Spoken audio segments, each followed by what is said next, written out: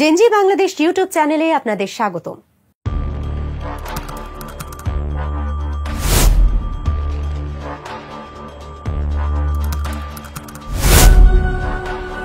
এই যে গভীর রাতে সেনা প্রধান বসছেন, প্রধান উপদেষ্টা বসছেন, দুজন মিটিং এ, কারণটা কি ছিল? মতানৈক্য না হয় পরে হলো, গভীর রাতে মিটিং এর কারণটা কি?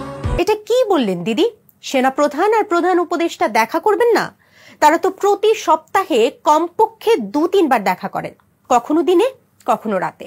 আর এটাই তো প্রমাণ দেয় যে তাদের মধ্যকার সম্পর্কটা অত্যন্ত উষ্ণ। প্রশ্নটা মনে হয় একটু বেফাসি করে ফেলেছিলেন, আর তাই তো আমতা আমতা করে নিঝুমদা পর্যন্ত এর উত্তরটা এড়িয়ে গেলেন। আচ্ছা, কত তারিখের মধ্যে রাতে সেনাপ্রধান আর প্রধান উপদেষ্টা দেখা করেছিলেন বলুন তো? তারা এতবার দেখা করেন যে দেশে বসে আমরাই দিন তারিখের হিসাব রাখতে পারি না। তারিখ আর সময় যদি প্রমাণ সহ বলে দেন, তাহলে সেদিন তাদের মধ্যে কি আলাপ হয়েছিল সেটি আপনাকে বলে দেব, ওয়াদা করলাম।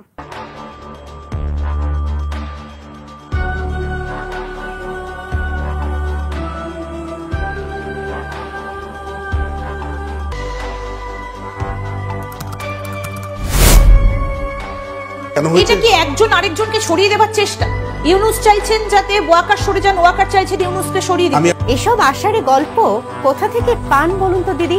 নাকি মগজে ফিল্টার লাগানো আছে যে প্রধান উপদেষ্টা আর বর্তমান সরকারের প্রতি তার পূর্ণ সমর্থনের কথা সেনাপ্রধান যতবার বলবেন ততবারই আপনার কান সেটিকে ফিল্টার করে বাইরে রেখে দেবে, মগজে ঢুকতে দেবে না? আজকে আমরা এই আহত যোদ্ধাদের জন্য এই ইফতারের ব্যবস্থা করেছি। এটার উদ্দেশ্য হচ্ছে সবাইকে মনে করিয়ে দেওয়া যে আমরা সবসময় তাদের পাশে থাকব, তাদের সাথেই থাকব। তাদের এখানে অনেকে খুব আহত, অনেকে চলাফেরা করতে পারেন না, দেখতে পারেন না। আমি আপনাদেরকে অ্যাসুরেন্স দিচ্ছি যে আমরা সবসময় আপনাদের পাশে থাকব। আজকে এই ইফতার আয়োজন এবং আপনাদের যে আর্থিক সহায়তা ভবিষ্যতে দেওয়া হবে, আজকেও কিছু কিছু করে আমরা দিব। এর উদ্দেশ্য একটাই, এটার জন্য এই যে আমাদের বিজনেস এন্টারপ্রেনার, ব্যাংকার্সরা তারাও এখানে উপস্থিত হয়েছেন, তাদের অর্থে, তাদের আর্থিক সাহায্যে আমরা এটা করছি। তাছাড়াও ডিজিএফআই আপনাদের জন্য টাকা অর্থ দান করেছে, সে অর্থ আপনাদের কাছে পৌঁছাবে ইনশাআল্লাহ। এসএসএফ স্পেশাল সিকিউরিটি ফোর্স টাকা দিয়েছেন এবং এই সমস্ত ব্যাংকাররা টাকা দিয়েছেন। আমরা সেনাবাহিনীর তরফ থেকে টাকা খরচ করছি। আমরা আজ পর্যন্ত 4200-র উপরে আহতদের চিকিৎসা আমরা দিয়েছি এবং দিয়ে যাচ্ছি। আমাদের এই সাহায্য সহযোগিতা, সবার এই সাহায্য সহযোগিতা সবসময় জারি থাকবে ইনশাআল্লাহ। আমরা চেষ্টা করব আপনাদের একটা রিহ্যাবিলিটেশনের জন্য, সেই দিকেই ইনশাআল্লাহ আমরা চেষ্টা করে যাব এবং এই আর্থিক সাহায্য সহযোগিতা সবসময় আপনাদের প্রতি আমাদের জারি থাকবে ইনশাআল্লাহ। তো আপনারা কখনো মনোবল হারাবেন না, মনোবল হারানোর কিছু নাই। আপনারা জাতির কৃতি সন্তান, আপনারা এই দেশ এবং জাতির জন্য অনেক কিছু ত্যাগ করেছেন। আমি আপনাদের অভিনন্দন জানাচ্ছি।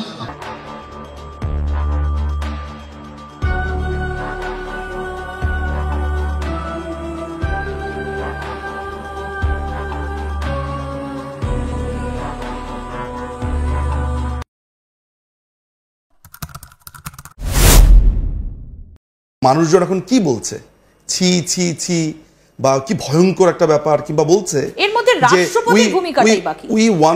আমি সেটা বলছি, উই ওয়ান্ট হার ব্যাক, কে? মাননীয় প্রধানমন্ত্রী। হ্যাঁ, ঠিকই বলেছেন দাদা।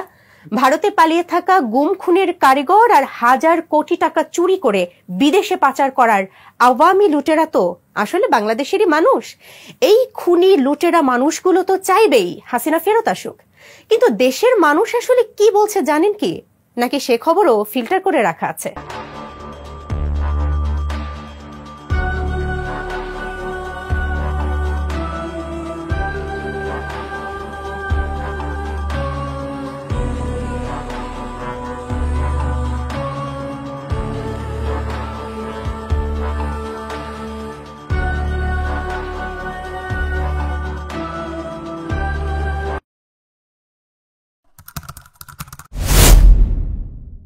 On 7th March, the Army Chief held meetings with his loyal officers throughout day, and from March 8, the Army Chief started his action.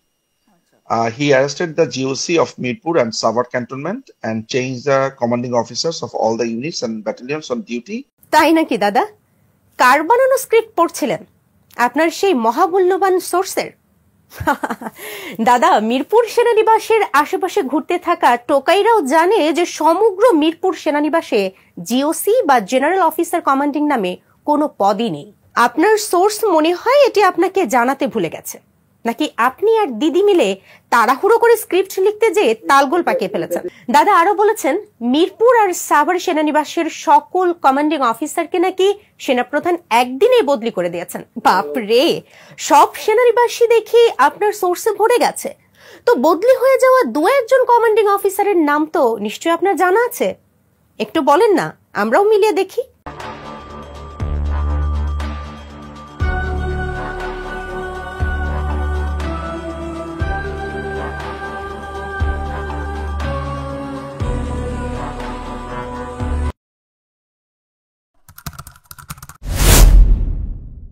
ওয়াকারুজ্জামানের হাত থেকে গ্রিপ হয়তোবা সরেনি, এটা বলা যেতে পারে, কিন্তু তার যে ভয়ানক লেভেলের সাহসের অভাব এবং সে ভুলক্রমে যে সেনাবাহিনীতে যোগ দিয়েছে, তার আসলে 10টা থেকে 5টা কোনো একটা জায়গাতে অফিস করার কথা ছিল কিংবা কোনো প্রুফ রিডিং করার কথা ছিল। আসলে খুবই নিরীহ কোনো একটা জবের দরকার ছিল, কিন্তু ভুলক্রমে সে বাংলাদেশের সেনাবাহিনীতে এসেছে এবং এটাও মনে করি যে তাকে সেনাবাহিনীর প্রধান হিসেবে মানে এখন এই জায়গাতে এসে মনে হচ্ছে যে সে একটা অকার্যকর।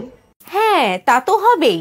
আপনার নেত্রী হাসিনা চেয়েছিল সেনাপ্রধান নির্বিচারে গুলি করে মানুষ হত্যা করবে। সেনাপ্রধান এই আদেশ পালন করেন নাই, আর তাই নিঝুম মজুমদারের মতো আওয়ামী উগ্রবাদীদের কাছে তিনি অযোগ্য হয়ে গেলেন। আর শেখ হাসিনা তার পেটোয়া বাহিনী দিয়ে জুলাই আগস্ট আন্দোলন দমনে কি অত্যাচার চালিয়েছে এটি তো জাতিসংঘ মানবাধিকার প্রতিবেদনেই উঠে এসেছে।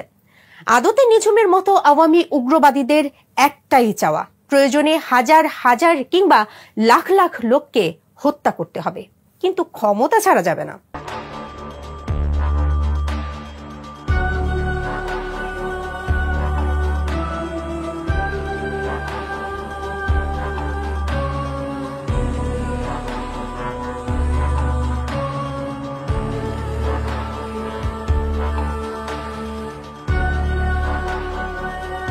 নিঝুম দাদা বারবার বলেন বাংলাদেশ থেকে তার সোর্স এটা জানিয়েছে, বাংলাদেশ থেকে তার সোর্স ওটা জানিয়েছে, কিন্তু 3 আগস্ট 2024 তারিখ দুপুরে ঢাকা সেনানিবাসে সেনাপ্রধানের যখন সকল অফিসারদের সাথে ছাত্র আন্দোলন নিয়ে কথা বলছিলেন, দুপুর 1টায় লাইভে এসে নিঝুম দাদা তখনও বলে বেড়াচ্ছিলেন এটি সেনাপ্রধানের দায়িত্ব গ্রহণের পরের একটা আনুষ্ঠানিকতা মাত্র।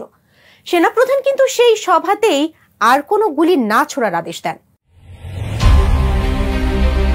কোটা আন্দোলনে উত্তাল ছিল সারা দেশ। স্বৈরাচার সরকার হটাতে সর্বত্র চলছিল ছাত্র জনতার তুমুল গণ আন্দোলন। এই বিক্ষোভ দমনে দেশব্যাপী সেনাবাহিনী নামানোর সিদ্ধান্ত নেয় শেখ হাসিনা সরকার। এমন পরিস্থিতিতে 3 আগস্ট সেনাপ্রধান জেনারেল ওয়াকারুজ্জামান সেনা সদরে বিভিন্ন স্তরের সামরিক কর্মকর্তাদের নিয়ে গুরুত্বপূর্ণ এক বৈঠকে বসেন। বৈঠকের মূল উদ্দেশ্য ছিল আন্দোলন নিয়ে সামরিক কর্মকর্তাদের প্রতিক্রিয়া কি সেটা জানা। মতবিনিময়কালে অনেকেই এ আন্দোলন দমনে যে কোনো নেতিবাচক ভূমিকা সেনাবাহিনীর জন্য বদনাম বয়ে আনবে বলে মত প্রকাশ করেন। তরুণ সেনা কর্মকর্তারা সাধারণ জনগণের ওপর গুলি না করার পক্ষে কথা বলেন। তাদের এই মতকে সমর্থন করেন স্বয়ং সেনাপ্রধান। আমার সামনে একটি চিঠি আনা হয়েছে বা পাঠানো হয়েছে এবং বলা হচ্ছে যে এটা নিয়ে গুজব প্রচার করা হচ্ছে। গুজবটা হচ্ছে যে সেনাবাহিনীর একটি চিঠি বা একটি মিটিং এর আহ্বান, যেটা আহ্বান করেছেন সেনাপ্রধান জেনারেল ওয়াকারুজ্জামান, এবং এটি হবে আজকে দুপুর 1:30টায়। এই মিটিংটা ঘিরে একটা গুজব আসলে প্রতিষ্ঠা করবার চেষ্টা করা হয়েছে। বলা হচ্ছে যে সেনাবাহিনী কেন এরকম একটা সময়ে মিটিং কল করলো, কি হতে যাচ্ছে না হতে যাচ্ছে। বুঝতেই পারছেন যে কি হতে যাচ্ছে না হতে যাচ্ছে, সাথে লেজ লাগিয়ে যেটা আছে যে সেনাবাহিনী কি তাহলে ক্ষমতা নিয়ে নিবে কিনা, এই ধরনের সিচুয়েশন হবে কিনা। যেহেতু আপনারা জানেন যে কারফিউ এখনো জারি আছে, সাম্প্রতিককালে চলা যে এইসব প্রবলেমগুলো হচ্ছে কোটা বিষয়ক আন্দোলন নিয়ে, সেগুলো সবকিছু মিলে পুরো বাংলাদেশটা আমি বলবো যে মেট্রোপলিস এলাকাগুলো বা জায়গাগুলো এখন আসলে গুজবের একটা আখড়াতে পরিণত হয়েছে।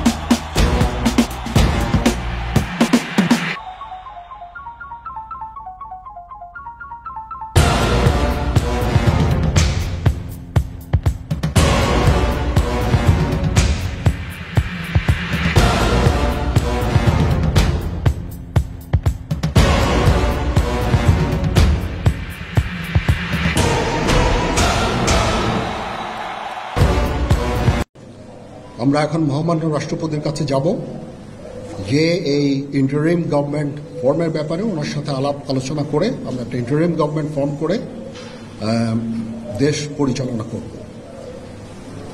আমি আপনাদের কথা দিচ্ছি, সমস্ত হত্যা, সমস্ত অন্যায়ের বিচার আমরা করব। আপনারা সেনাবাহিনীর প্রতি আস্থা রাখেন, সশস্ত্র বাহিনীর প্রতি আস্থা রাখেন। দর্শক মণ্ডলী, এই পর্বে আমরা নিঝুম মজুমদারের সেই মহামূল্যবান সোর্সের ব্যাপারে জানলাম। এর সাথে এটাও আরেকবার জানলাম নিঝুম মজুমদার আর আজ তাক বাংলা কিভাবে কোনো তথ্য প্রমাণ ছাড়াই একের পর এক নির্জলা মিথ্যা কথা বলে যাচ্ছে।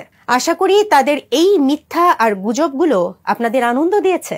আগামী পর্বে দেখার আমন্ত্রণ রইল।